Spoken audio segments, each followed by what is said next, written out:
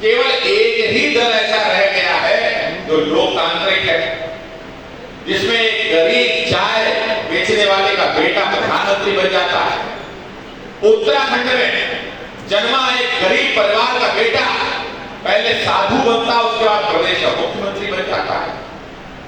एक गरीब परिवार में जन्मे पार्टी की सेवा करते हुए आदरणीय गिरीश यादव जी जैसे मंत्री बन जाते हैं।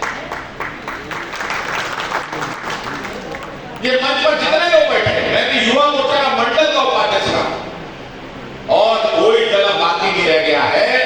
अगर उस दल में राजनीति करनी है तो उस दल के मुखिया माता उसके परिवार की महिला के पेट से जन्म देना पड़ेगा, तब आप उस दल के मुखिया या राजनीति कर सकते हो। कोई दल बाकी नहीं है। और साथियों, जब अखिलेश यादव की बात होती, आज मैनपुरी में खुलेआम कहना चाहता हूं, एक समय था अखिलेश यादव ये कहते थे कि भारतीय जनता पार्टी हमारे यादव समाज का वोट लेना चाहती है लेकिन कुछ देना नहीं चाहती है। जिस दिन मध्य प्रदेश में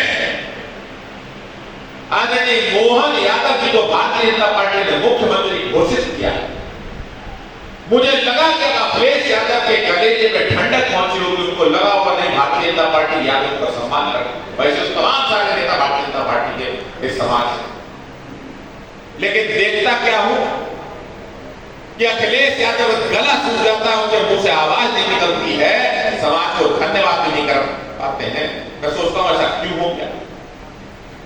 लेकिन अभी लोकसभा के चुनाव की सूची देखता हूं, मैं देखता हूं कि मैनपुरी का प्रत्याशी कौन है, कन्नौज का प्रत्याशी कौन है, बदायूं का प्रत्याशी कौन है, आजमगढ़ का प्रत्याशी कौन है। मैं समझ जाता हूं कि जो व्यक्ति अपने बिरादरी समाज में भी अपने कुनबे के बाहर सोच नहीं सकता है, वो अन्य पिछड़े समाज, अन्य यादव समाज का कोई भला नहीं। साथियों, गिरीश जी ने विस्तार से बताया कि जो अपने आप को कृष्ण जी के वंशज कहते हैं, वोट बैंक के लिए कृष्ण जन्मभूमि के लिए दो शब्द नहीं बोल पाए। और नहीं, पीडीए में पिछड़े समाज की बात कर रहे हैं। ये अखिलेश यादव, मुझको लगता है इस क्षेत्र में मैं जिला कैसे में पूछ रहा हूं, लोधी समाज की बहुत संख्या है। अखिलेश यादव राम जन्मभूमि का शिलान्यास हुए, निर्माण हुए इतने दिन हो गए। मुख्तार अंसारी की कब्र पर फांसियां करने का टाइम मिल जाता है, आज तक प्रभु राम के दर्शन करने नहीं जाता। राम मंदिर के लिए मुख्यमंत्री की कुर्सी को लात मारने वाले जब आदरणीय कल्याण सिंह जी जब नहीं रहते हैं, उनके सम्मान में दो फूल श्रद्धांजलि दे देता और बात पिछड़े समाज की। साथियों, मैं अखिलेश यादव से पूछना चाहता हूं, ये समाजवादी पार्टी की सरकार थी, गिरीश यादव जी ने भी नौकरियों का विषय बताया, हमारे पूर्व जिला जी ने बताया कि कैसे रेट चल रहा था, अटैची चल रही। ये उत्तर प्रदेश में इस पूरी बेल्ट में अपराध ऐसे नहीं होता। पुलिस की नौकरी निकलती थी, अटैची पहुंचती। जाहिर सी बात है, कोई नौकरी अगर मेहनत करके क्वालिफाई करके मेरिट पे जाएगा तो रात दिन मेहनत करेगा, तपस्या करेगा, जनता की सेवा करेगा। और कोई 10-20 लाख की अगर घूस देकर नौकरी पाएगा तो नौकरी पाते ही जहां पोस्टिंग होगी उस क्षेत्र के अपराधियों से साठगांठ करेगा, बातचीत करेगा, भैया मेरे तो 20 लाख फंस गए हैं, तुम्हें जहां डकैती डालनी डालो, हमें 20 के 40 करवाने की व्यवस्था करो। और तभी ये नौबत थी कि समाजवादी पार्टी सरकार में रात में लूट डकैती, हत्या, बलात्कार होता था। पुलिस को, नेताओं को भी पैसा पहुंचता था, पुलिस को भी पहुंचता था। आज भारतीय जनता पार्टी सरकार है, आदरणीय गिरीश जी ने बताया। मैं आपके बीच में कुछ योगी जी का अभिनंदन करना चाहता हूं कि पुलिस की भर्ती हजारों संख्या में उन्होंने करी और इस प्रदेश का जो भी नौजवान योग्य रहा होगा उसको बिना सिफारिश के नौकरी जब निकली थी, तमाम फोन मेरे पास किया है। क्या को अक्सर बैठना होता है, युवा मोर्चा पर उनका विशेष स्नेह रहता है, जरा कुछ हमारे भी लोगों की नौकरी लगा दो, मेरे घर के बेटे की नौकरी लगा दो। मैंने कहा योगी जी की सरकार में कोई सिफारिश नहीं सकता। अगर यादव समाज का भी कोई बेटा उस लायक होगा, उसको घर बैठे नौकरी लगी होगी। किसी भी बिरादरी का नौजवान, समाजवादी पार्टी सरकार में 90% नौकरी एक बिरादरी को मिलती थी। इस सरकार में जो योग्य उत्तर प्रदेश में किसी भी बिरादरी का नौजवान रहा होगा, उसको नौकरी देने का हमारी सरकार ने किया। और जो मैं अपराध की बात कर रहा था, क्या हौसले थे अपराधियों के। साथियों, कल्पना करिए, आम आदमी की बात छोड़ दिए, जो विधायक अपराधियों के खिलाफ लड़ाई करते थे, आम आदमी का संरक्षण करते थे, ऐसे विधायकों तक की हत्या होती थी। मुख्तार अंसारी AK-47 से कृष्णानंद राय की हत्या करवा देते थे, चोटी काट के ढाका लगाते थे, राजू पाल की भी हत्या हो जाती थी। और आज जो पीटीए में दलितों की बात करते हैं, दलितों की बेटी मायावती की तो हत्या हो जाती, उनकी जान बचाने वाले स्वर्गीय वृंदा द्विवेदी की भी हत्या हो जाती थी। और इन सब हत्यारों को संरक्षण देने का कौन करता था? इन सब हत्यारों को संरक्षण देने का समाजवादी पार्टी करती। आज अखिलेश यादव, जब पुलिस अपराधियों पर कार्रवाई कर रही है, तो अपराधियों की जाति ढूंढ रहे हैं। कानपुर में पुलिस के ऊपर फायरिंग करने वाले विकास दुबे का अगर एनकाउंटर होता है, तो ब्राह्मण समाज में जाते हैं, कहते हैं ब्राह्मण समाज से अत्याचार हो रहा है। मंगेश यादव का अगर एनकाउंटर हो जाता है, तो यादव समाज में कहते हैं कि जाति देख के एनकाउंटर हो रहा है। अगर दुजाना का एनकाउंटर हो जाता है, तो जाट गुजरों में जाते हैं। किसी वैश्य का होता है, ठाकुर का होता है, तो उनकी जातियों में जाकर कहते हैं कि जाति देखिए कार्रवाई हो। अरे अखिलेश यादव, ये जो अपराधी हैं, जो पुलिस वालों की हत्या करते थे, आम आदमी को लूटते थे, हत्या बलात्कार करते थे, अभी जो डकैती डालते थे, उन परिवारों के प्रति तुम्हें बिल्कुल सहानुभूति नहीं। अपराधियों में भी जाति ढूंढ रहे हो और राजनीति कर रहे हो, शर्म आनी चाहिए। आज उत्तर प्रदेश का नौजवान पूरे देश में कहीं जाता है, उससे कोई पूछता है, तो तुम्हारी सरकार ने जब कोई पूछता था तो कहते थे उत्तर प्रदेश से आए। सामने वाला मजाक होता है, प्रदेश के नागरिक का सर झुक जाता है। अपराध का प्रदेश, गुंडागर्दी का प्रदेश, हत्या बलात्कार का प्रदेश, कोई उद्योगपति आना नहीं चाहता, सारे पढ़े लिखे लोग पलायन करना चाहते हैं। आज पूरे देश में, प्रदेश में कोई नौजवान अगर चला जाए, तुरंत प्रशंसा करते हैं, अच्छा योगी जी के नेतृत्व का उत्तर प्रदेश में रह रहे हो। पूरे देश के सामने अपराध मुक्त कोई प्रदेश बनाएगा, उत्तर प्रदेश बना। तमाम सारे उदाहरण, सारे उद्योगपति वापस आ रहे हैं। और अखिलेश यादव अपराधियों में जाति ढूंढ रहे हैं। साथियों, मैं कहना चाहता हूं, अभी लोकसभा में अखिलेश यादव पीटीए की बहुत बात करते हैं, जात बिरादरी की बात करते हैं। हमारे अनुराग ठाकुर जी ने राहुल गांधी के बारे में पूछ लिया कि जो जाति जनगणना चाहते हैं, पिछड़ों की बात करना चाहते हैं, संविधान खतरे में कहना चाहते हैं, उनकी जाति क्या है जरा बता दो। आपने देखा होगा संसद में अखिलेश यादव बिलबिला गए थे, जाति कैसे पूछ ली तुमने, ऐसा कैसे कर दिया। अरे कौन सा पाप कर दिया भैया? कोई सर्टिफिकेट जाति होता है तो जाति लिखी जाती है, कहीं नौकरी मिलती है, आरक्षण मिलता है तो जाति लिखी जाती है, जाति जनगणना होगी तो भी जाति लिखी जाती है। और राहुल गांधी की जाति पूछ ली तो तुम्हारे पेट में दर्द क्यों हुआ?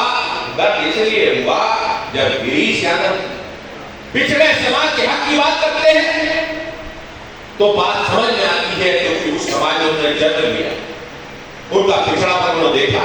हमारे एक बालवी भाई बैठे, जब अपनी जाति की बात करते हैं तो बात समझ में आती है, दलितों के ऊपर जो अत्याचार उन्होंने महसूस किया हो। लेकिन राहुल गांधी जब पीड़िया की बात करते हैं, पिछड़े दलितों अल्पसंख्यक की बात करते हैं, तो जरा खुलकर तो आए, क्योंकि देश की जनता समझ नहीं पा रही है कि फिरोज खान का पोता और सोनिया एंटोनियो माइनो का जो बेटा है, उसकी बिरादरी कौन सी है, खुलकर सामने आना चाहिए। अखिलेश यादव के पेट में दर्द हो जाता है।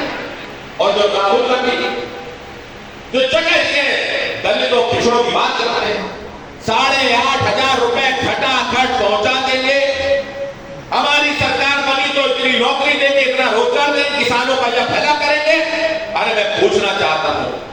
तुम्हारी केंद्र में कितने साल सरकार रही, तुम्हारे पूर्वजों को कितने साल सरकार रही, तुमने क्या किया इस देश के लोगों के लिए, जरा बताओ।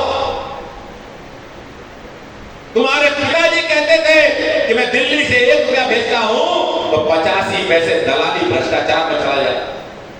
तुम्हारी अभी मध्य प्रदेश में कुछ दिन के लिए सरकार आई, तुमने कहा था किसानों को भला कर देंगे, किसानों को ठेका दिखा दिया था। दोबारा चुनाव हुआ, 90% सीटों के साथ भारतीय जनता पार्टी सरकार आई, जनता ने जवाब दे दिया। 8,500 की बात करते हो, जिन राज्यों में तुम्हारी अपनी सरकार है, अरे 8,500 का आधा 4,250 होता है। केंद्र सरकार का अंश छोड़ दो, वो 4,250 ही देना शुरू कर दो। धोखा क्या करते हो? संविधान आरक्षण की बात करते हो, संविधान का गला तुमने जिंदगी पर घोटा है, इमरजेंसी लगाई है, और आज तुम संविधान और आरक्षण की बात करते हो। किसने रोका था? आज मोदी जी ने जो किया, तुमको किसी ने रोका था किसान सम्मान निधि देने से, तुमको किसी ने रोका था शौचालय देने से, तुमको किसी ने रोका था इतने एक्सप्रेसवे बनाने से, तुमको किसी ने रोका था बिजली 24 घंटे देने से, तुमको किसी ने रोका था क्या गरीबों को सेवा करने के लिए, आयुष्मान कार्ड देने के लिए, डायरेक्ट बेनिफिट ट्रांसफर करने के लिए किसी ने रोका था? तुम केवल झूठे वादे करते हो, जनता को बगलाते हो। तुम जानते हो कि इस देश में प्रदेश में सत्ता हासिल करने के लिए तुमको राष्ट्रवादी लोगों को जातियों में बांटने के अलावा कोई दूसरा विकल्प नहीं दिखता है। तुम जाति में बांटने का प्रयास करते हो। आज मैं युवा मोर्चा के कार्यक्रम में बात करती हूं, आज सबसे आह्वान करना चाहता हूं, जो 80% राष्ट्रवादी लोग हैं वो सारे के सारे एकजुट हो जाओ। आप देख रहे हो बांग्लादेश में क्या हो रहा है, केरल में क्या हो रहा है, बंगाल में क्या हो रहा है, कश्मीर में क्या हो रहा है, और मुख्यमंत्री योगी आदित्यनाथ जी ने क्या कहा है कि बटेंगे तो कटेंगे और एक रहेंगे तो नेक रहेंगे। आप 80% लोग एक हो जाओ। और मैं आपको याद दिलाता हूं, तमाम नौजवानों ने देखी होगी गदर 2 पिक्चर भी आई, उसकी शुरुआत के सीन में क्या है कि जब दंगे होते थे, हिंदुस्तान पाकिस्तान का बंटवारा हुआ था, तो सामने एक तरफ गीता एक तरफ कुरान रखी जाती थी। जो गीता के सामने सर झुकाता तलवार से गर्दन अलग कर दी जाती थी। ये 20% लोग वही हैं जो अपनी बहन बेटियों बच्चों की जान बचाने के लिए उधर खड़े हो गए। आप 80% लोग एक हो जाओ, ये 20% लोग भी तुम्हारे साथ आ जाएंगे साथी। और कितने भाग्यशाली हैं वो योगी आदित्यनाथ जैसा मुख्यमंत्री। कल्पना करिए, ये अपराधी अपराध करते थे तो प्रॉपर्टी संपत्ति के लिए करते थे। साथियों, सत्ता जिंदगी भर रहेगी, उत्तर प्रदेश भारतीय जनता पार्टी सरकार जिंदगी भर रहेगी, इसकी कोई गारंटी नहीं है। मुंबई में एनकाउंटर होते थे, गुजरात में एनकाउंटर होते थे, सरकार चलती थी तो पुलिस वालों को भी परेशान किया जाता था, नेताओं को भी परेशान किया जाता था। आदरणीय अमित शाह जी का उदाहरण था, गुजरात में अपराधियों में कार्रवाई हुई, वहां पर सरकार बदली को बिना परेशान किए गए केंद्र सरकार को द्वारा। लेकिन पूज्य योगी आदित्यनाथ बड़े से बड़े नेताओं पे खतरा होते हैं। अभी डोनाल्ड ट्रंप ने भी स्नाइपर में गोली चला दी, लेकिन अपने सर पर कफन बांधकर अपराधियों का सफाया करने का अनुरोध कर रहा है। पूज्य योगी आदित्यनाथ कर रहे हैं, प्रदेश की जनता की हितैषी कर रहे हैं। ये आने वाला लोकसभा के चुनाव, ये संविधान आरक्षण के नाम पर लोगों को कंफ्यूज करके तो सीटें ये इंडिया गठबंधन को मिल रही। हम भी ओवर कॉन्फिडेंट थे कि 400 पार हो रहा है।